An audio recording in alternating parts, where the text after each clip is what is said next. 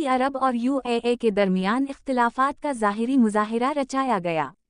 इस तनाजुर में IMF की शराइत के मुताबिक पाकिस्तान के स्टेट बैंक में इन दोनों मुल्कों के पैसे ज़ख़ीरा हैं। चुनाचा पाकिस्तान एक पेंडुलम की तरह दोनों मुल्कों के दरमियान इधर उधर डोलता रहा। अगर मौजूदा ईरान जंग को देखा जाए तो तमाम अरब ममालिक ईरान के खिलाफ मुत्तहिद हैं।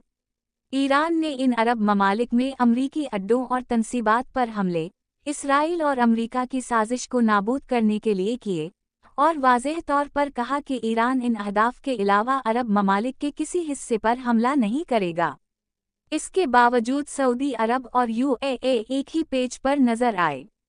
ना सिर्फ ये बल्कि अमरीकी ज़राआ के मुताबिक मोहम्मद बिन सलमान और नेतन्याहू मिलकर ट्रंप पर दबाव डालते रहे कि ईरान पर कार्रवाई हर सूरत की जाए।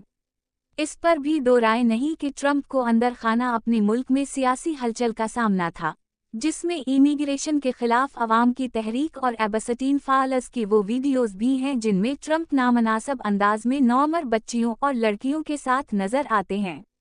अवाम ने इस बना पर भी ट्रंप के खिलाफ जुलूस निकाले। ज़िमनी इंतखाबात भी एक वजह हैं। पिछले एक साल में ट्रंप की शोहरत का ग्राफ तेजी से नीचे आया है। ऐसा महसूस होता है कि अब ये ग्राफ ऊंचाई की तरफ परवाज नहीं कर सकेगा।